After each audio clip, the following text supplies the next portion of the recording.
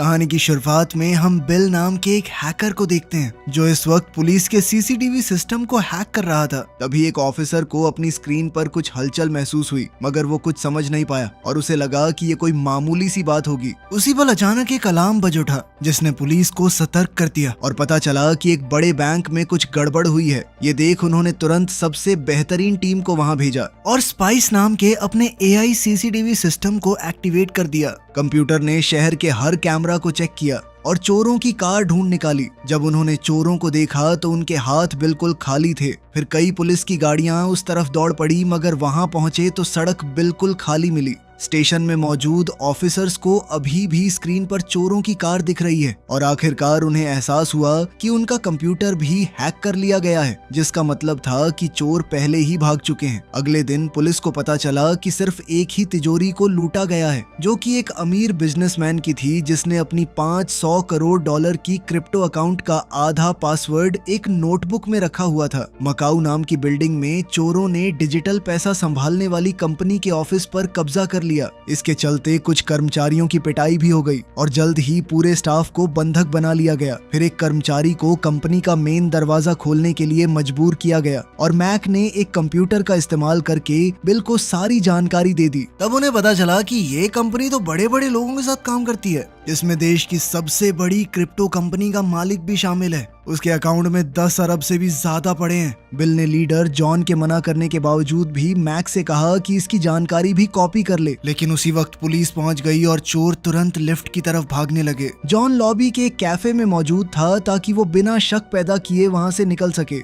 हालांकि वो गलती से एक औरत के सामने आ गया जब वो फोन पर फोटो ले रही थी। उधर लिफ्ट से निकलते ही गैंग और पुलिस वालों के बीच में भागा दौड़ी शुरू हो गई। अपराधियों ने बाहर निकलने का रास्ता ढूंढते हुए कई लोगों को गिरा दिया, लेकिन आखिरकार उन्हें रास्ता बंद मिला और ऑफिसर्स उन तक पहुंच गए। दोनों टीम एक दूसरे से जबरदस्त तरीके से लड़ने लगी और इस लड़ाई में चोरों ने कैप्टन सैम को बंधक बना लिया। दूसरे ऑफिसर्स गोली नहीं चला सकते, इसलिए उन्हें चुपचाप देखना पड़ा और अपराधी कैप्टन के साथ लिफ्ट में भाग गए। बाहर जॉन ने अपने ड्राइवर से जाने के लिए कहा, जबकि गैंग अभी वापस भी नहीं आई होती। जब लिफ्ट ऊपर की मंजिलों तक पहुंची तभी सैम ने फिर से चोरों से लड़ना शुरू कर दिया, लेकिन वो अकेला 4 लोगों का सामना नहीं कर पाया और वो उसे हथकड़ी लगाकर भाग निकले। चोर छत की तरफ भागने लगे और जल्द ही सैम भी अपनी हथकड़ियां खोलकर उनके पीछे दौड़ा। हालांकि गैंग पैराशूट लेकर आई थी, इसलिए वो बच निकलने के लिए सीधे टावर से कूद गए। भागते वक्त उन्होंने एक महिला को धक्का दे दिया, जिस वजह से वो किनारे पर ही लटक गई और सैम को उसकी मदद करनी पड़ी। क्योंकि लिफ्ट भी हैक हो चुकी थी, इसलिए सैम ने एक जंपर को टक्कर मारी और खुद उसके साथ टावर से नीचे उतर गया और सुरक्षित रूप से नीचे आ पहुंचा।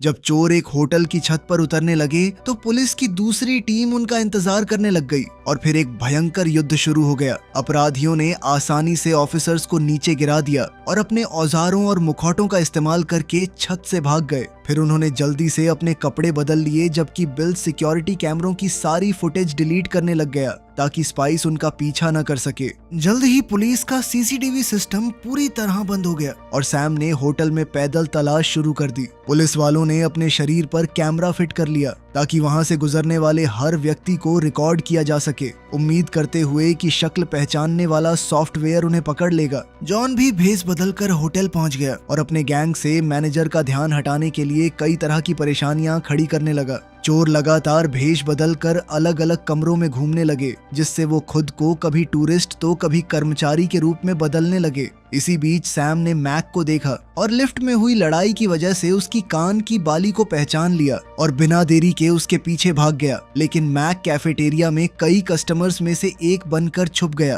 तभी अचानक कैमरा ने ये पहचान लिया कि वहां से गुजरने वाले चेहरों में से एक चेहरा सिस्टम में मौजूद नहीं है, इसलिए पुलिस उस आदमी के पीछे भागने लगी। जॉन जानबूझकर एक ऑफिसर से टकरा गया ताकि उसके कैमरे का लेंस थोड़ा धुंधला हो जाए और मैक इस मौके का फायदा उठाकर आगे बढ़ गया। ऑफिसर्स की टीम दोनों आदमियों के पीछे जाने के लिए अलग अलग हो गई, लेकिन मैक ने एक औरत का भेष बना लिया और उसका साथ ही बूढ़ा आदमी बन गया और वो भाग निकले। उसी वक्त लॉबी में खास लाइट शो चल रहा था। तभी बाकी चोर सिक्योरिटी गार्ड बनकर भीड़ में घुल मिल जाते हैं, लेकिन जैसे ही पुलिस वाले वहां पहुंचे अपराधी अपराधी तुरंत कूदकर प्लेटफॉर्म के नीचे से निकल गए। बाद में पुलिस स्टेशन के अंदर बिजनेसमैन चिल्लाने और चीजें तोड़ने लग गया क्योंकि उसका अकाउंट खाली हो चुका था। पुलिस ऑफिसर्स ने आगे की योजना पर चर्चा करी और इंस्पेक्टर लारा ने कहा कि उन्हें अपने रिटायर्ड बॉस को वापस बुला लेना चाहिए। सैम ने कहा कि एक बूढ़ा आदमी एआई ट्रैकिंग से कैसे निपटेगा, लेकिन लारा ने उसे याद दिलाया कि स्पाइस अब बेकार हो चुका है क्योंकि उसे हैक कर लिया गया है। इसलिए उन्हें किसी ऐसे इंसान की जरूरत है जिसे पुराने तरीके से पुलिस का काम करना आता हो। फिर ऑफिसर्स ने रॉक और हेलन को दिग्गज एजेंट वोंग को वापस लाने भेजा, जिसकी फाइल अद्भुत कारनामों से भरी हुई थी। वो एक स्पेशल ऑफिसर था जिसका दूर दूर तक कोई मुकाबला नहीं है, लेकिन उसके करियर में एक दाग था कि उसकी वजह से उसके पार्टनर को अपनी जान गंवानी पड़ी थी।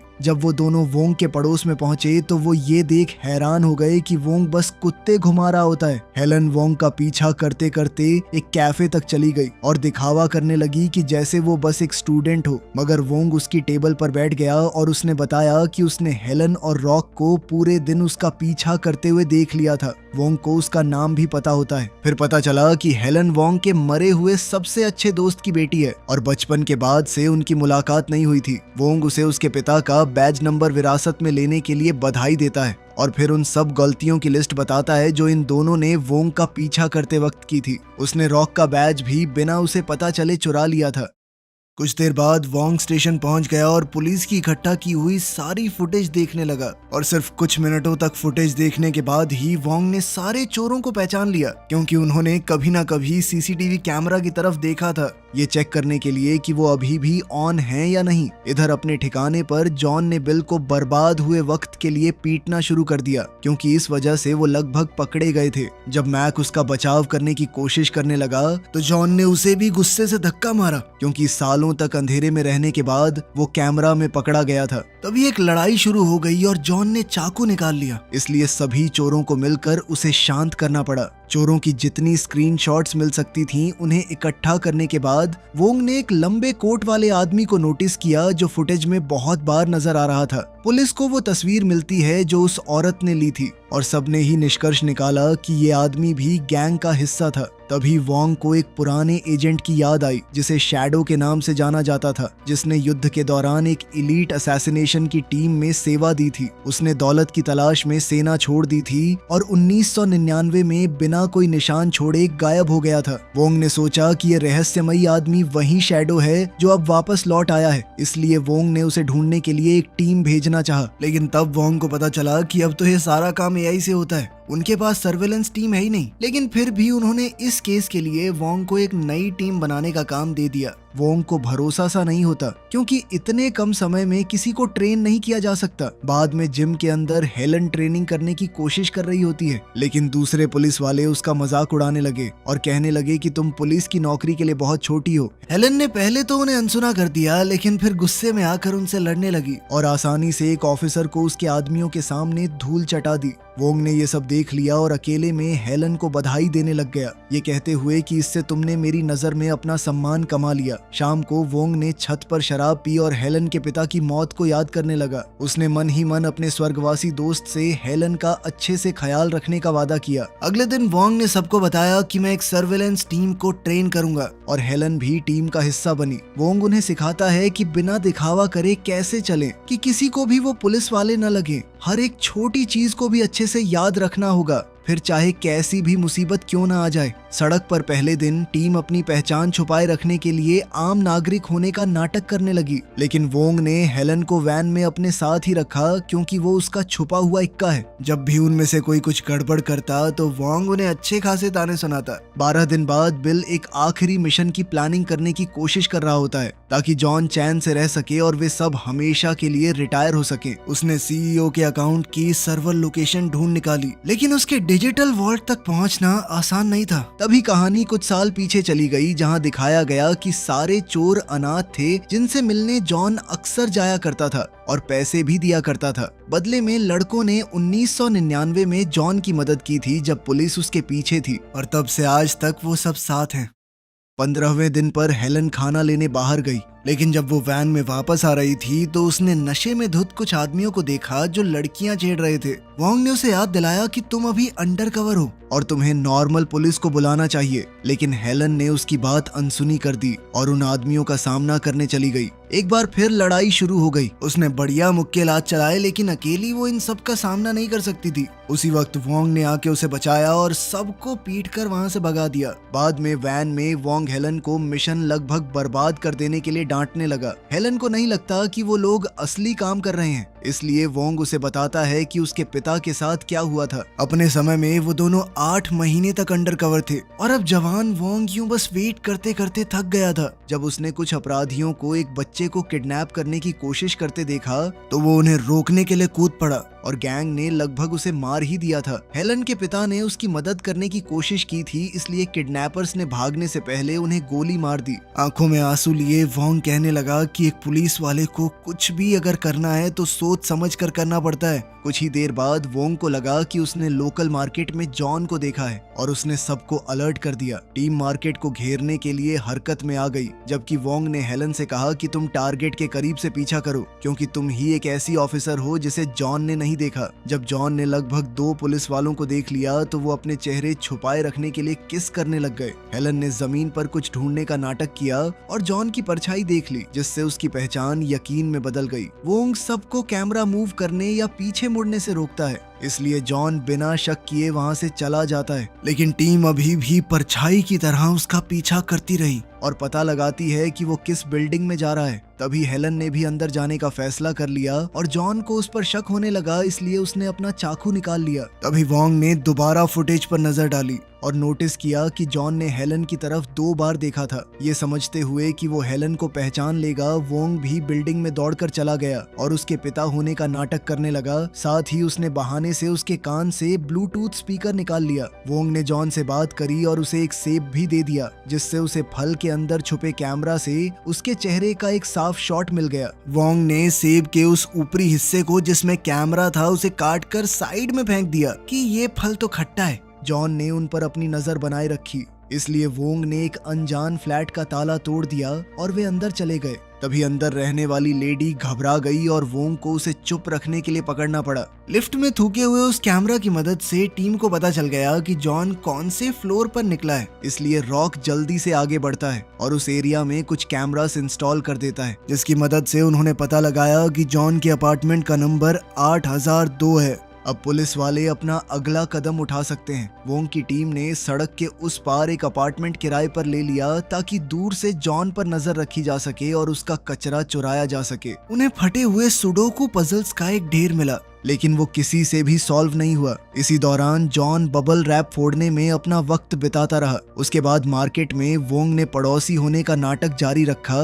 और जॉन उसके पास थोड़ी बातचीत करने आ गया, जबकि चुपके से वो उसकी तलाशी भी ले रहा होता है। दोनों ने अपनी नकली जिंदगियों के बारे में बात करी तो जॉन हाथ मिलाते हुए कहने लगा कि हाथ बहुत सख्त है तुम्हारा, क्या बात बंदूक चलाते हो क्या? इस पर वोंग ने बात घुमाते हुए कहा कि नहीं, एक्सरसाइज करता हूँ बचपन से, हाथ मजबूत तो होंगे ही। फिर वोंग ने जॉन को डिनर पर घर बुलाया और हैरानी से वो मान भी गया। शाम में वोंग और हेलन ने उस लेडी को उसका घर इस्तेमाल करने के लिए पैसे दिए। जब जॉन आया तो उसने हिडन डिवाइसेस से हर कोने को स्कैन कर लिया। डिनर के दौरान उसने अपना फोन टेबल पर रख दिया और हेलन ने भी ऐसा ही किया ताकि वो उसकी इंफॉर्मेशन चुरा सके। जॉन उनसे लगातार सवाल पूछता रहा ताकि ये देख सके कि उनकी कहानियां मेल खाती हैं या नहीं, और क्योंकि वोंग को हेलन के असली बचपन की जानकारियां पता होती हैं, इसलिए उसे एहसास होने लगा कि वोंग हमेशा दूर से उसकी रक्षा करता रहा है। जॉन के जाने के बाद वो बिल से वोंग और हेलन का इतिहास पता लगाने को कहता है। पुलिस को पता होता है कि उन्हें हैक किया जा रहा है, इसलिए उन्होंने उन दोनों की फेक प्रोफाइल्स बना रखी होती हैं। कुछ ही मिनट बाद किसी ने दरवाजा खटखटाया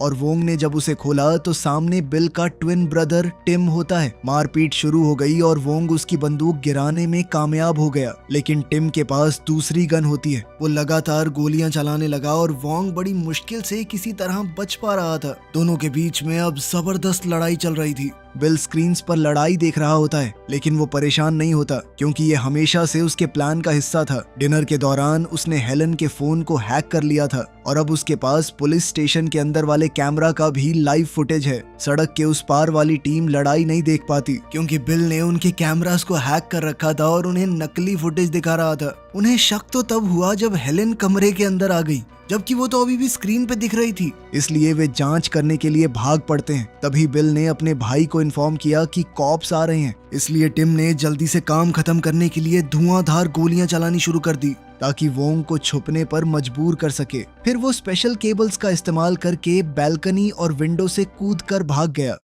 अगले दिन सर्विलांस टीम दोबारा सड़क पर लौट आई, जबकि दूसरे पुलिस वाले जॉन के अपार्टमेंट की तलाशी लेने लगे। वहां बबल रैप से भरी एक अलमारी मिली जिसे देख वोंग को एहसास हुआ कि ये सुडोकू पजल्स से जुड़ा हुआ है। तभी अचानक वैन को एक ट्रक ने टक्कर मार दी, जिससे वैन घूमते हुए पुलिस बिल्डिंग में जा घुसी। ट्रक 2 हिस्सों में टूट गया और वैन को दोबारा टक्कर मारकर सबको बेहोश करने के बाद बदमाशों का एक झुंड बाहर निकला और उन्होंने हमला कर दिया। कई ऑफिसर मारे गए और बम से पुलिस कार्स को उड़ा दिया गया। लारा समझ जाती है कि ये सब उन्हें भटकाने के लिए ही किया होगा, इसलिए उसने सर्विलांस टीम को सड़क पर बने रहने के लिए कहा ताकि जॉन को ढूंढा जा सके। हेलन होश में आई और उसने वोंग को कार से बाहर खींच लिया, फिर एक गन उठाकर लड़ाई में शामिल हो गई। उसने जबरदस्त निशानों के साथ कई बदमाशों को गोली मारकर गिरा दिया। जल्द ही वोंग भी होश में आ गया और उसने हेलन के साथ मिलकर रूम में बचे हुए आखिरी आदमियों को हरा दिया। फिर वोंग को समझ में आया कि उन सुडोकू पजल्स के ऊपर ब्रेल में कोड था, जिसे जॉन ने बबल रैप का इस्तेमाल करके सुलझाया था। उसने हेलन से इंटेलिजेंस टीम को कांटेक्ट करने के लिए कहा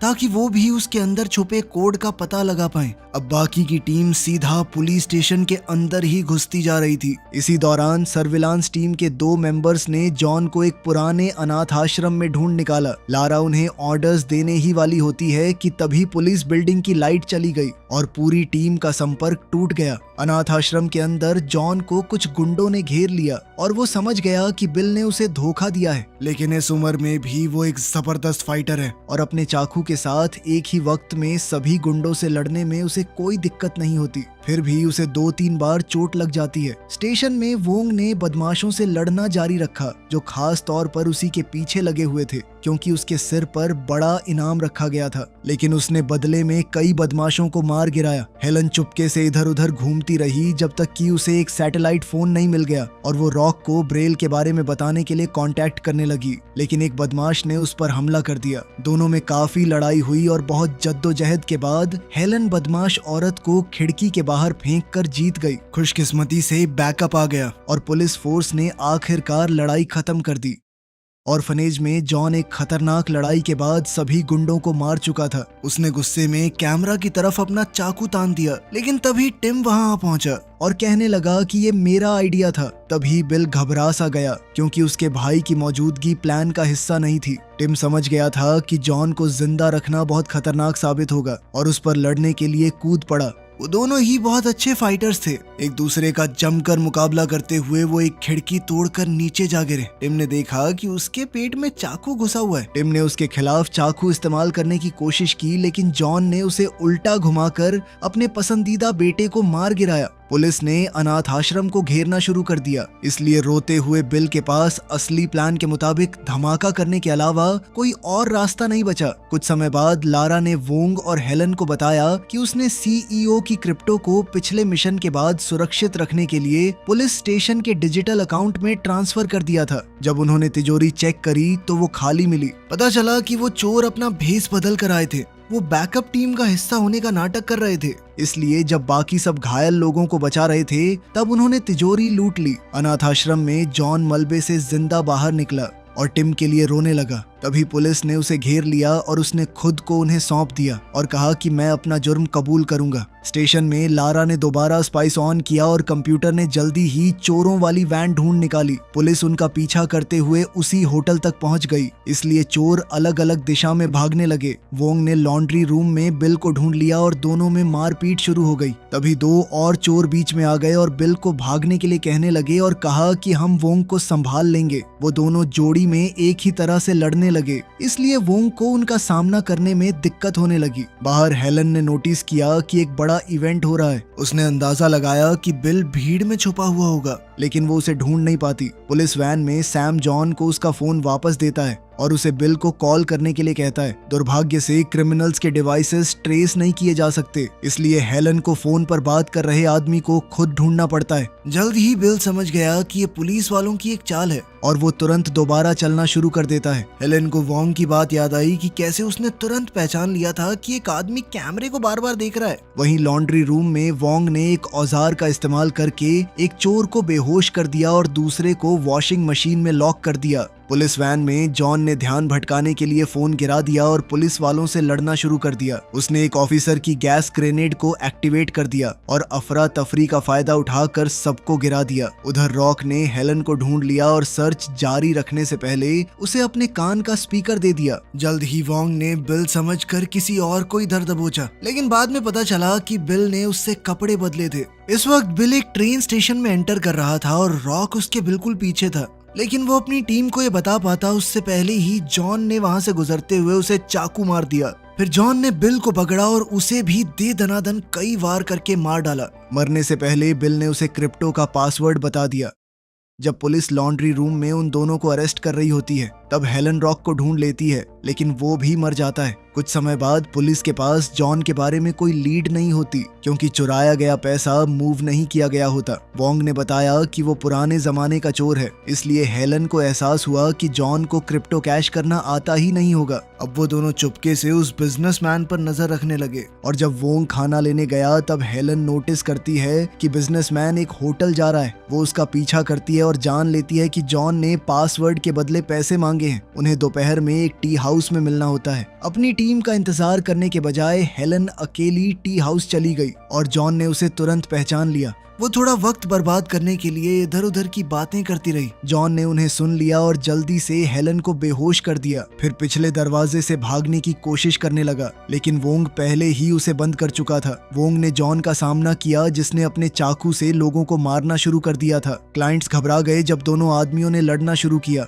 वोंग को कई बार चाकू लगा। वोंग ने उसे धीमा करने के लिए उस पर उबलता हुआ बर्तन भी फेंका और वो कैफे में पड़ी चीजों को एक दूसरे पर फेंकने लगे। अपने आसपास की चीजों को हथियार की तरह इस्तेमाल करते हुए वो दोनों एक दूसरे से पागलों की तरह लड़ रहे थे। जॉन ने चाकू से वोंग पर हमला किया और ऐसा लग रहा था मानो वो उसे मारने ही वाला है, लेकिन तभी वोंग ने उसे पीछे धकेल दिया। जब हेलन होश में आई दोनों आदमी टूटती हुई छत से नीचे गिर गए। जॉन वोंग को मारने ही वाला होता है, लेकिन हेलन उसे पीछे से मार देती है, जिसके बाद जॉन उसकी तरफ लपका। वोंग उसकी मदद के लिए दौड़ता है और स्ट्रगल में उसकी गर्दन पर चाकू लग जाता है। ये देखते ही हेलन वोंग को बचाने के लिए आगे बढ़ी। हेलन ने वोंग के घाव को देखा। खुशकिस्मती से वो इतना गहरा नहीं होता कि उसे मार सके, लेकिन इसका फायदा उठाकर जॉन वहां से निकल गया था। वोंग की सिखाई टेक्निक्स का इस्तेमाल करके उसने जल्द ही जॉन को ढूंढ निकाला। जल्दी ही बैकअप आ गया और पुलिस वालों ने सारी सड़कें ब्लॉक कर दी। जॉन ने दोबारा अपने चाकू से हेलन पर हमला करना चाहा, लेकिन इस बार हेलन ने उसकी चाल समझते हुए उसे नीचे गिरा दिया। अब वो अपनी आगे की जिंदगी जेल में गुजारेगा। इसी दौरान पता चलता है कि बिल और टिम का एक तीसरा ट्विन भी था, जिसे बचपन में फॉरेन पेरेंट्स ने अडॉप्ट कर लिया था। स्टेशन सिक्योरिटी कैमरा पर पासवर्ड सुनने के बाद वो क्रिप्टो अकाउंट अनलॉक कर लेता है और पैसे का इस्तेमाल वोंग, हेलन और जॉन पर बाउंटी रखने के लिए करता है ताकि अपने भाइयों की मौत का बदला ले सके। वीडियो पसंद आई तो लाइक कर देना, चैनल को सब्सक्राइब कर लेना। मिलते हैं अगली वीडियो में।